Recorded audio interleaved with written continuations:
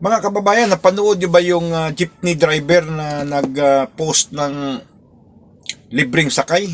One day free rides sa mga sasakay sa jeepney niya dahil pumasa ng civil engineering board exam yung anak niya, mga kababayan. So formal na inupira ni Secretary Vince Dizon sa Department of Public Works and Highways, mga kababayan. Nakakataba ng puso, ano? Kasi mayroong isang tatay, ito si taga Davao ito, mga kababayan eh. Ito si Tatay Edwin Ricosusa, mga kababayan. Ito yung tatay ng bagong pasa ng board exam sa civil engineering na si Dave Ricosusa, mga kababayan. Kamakailan lang, noong 5 yata bumisita sila Pangulong Marcos at saka si Secretary Vince Dizon para inaugurahan yung tulay sa Bukana ba yun? Diyan sa Davao. So, nakalampag din itong ni Secretary Vince Dizon. Siguro napanood din siguro niya yung viral video na yun nga, yung jeepney driver, si Tatay Edwin, na nagpapalibreng sakay sa lahat ng mga pasahero niya sa araw na yun. Dahilan umano'y papasalamat sa anak niyang pumasa ng civil engineering board exam, mga kababayan, na itong si Dave. So congratulations Dave.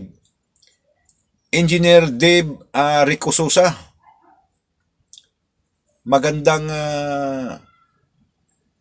pamasko ito sa iyo, sir. Mukhang bagong kasal ka yata eh.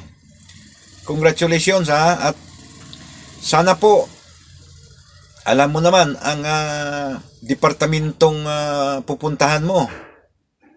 Nandyan lahat yung mga tentasyon, nandyan lahat yung pera. Sana naman hindi ka masilaw. Ituwid mo yung mga maling nagawa sa mga sinusundan mo. Kasi more than 2,000 vacancies daw ngayon sa DPWH. Yung mga bagong graduate dyan ng mga civil engineers. Tingnan nyo yung website ng DPWH.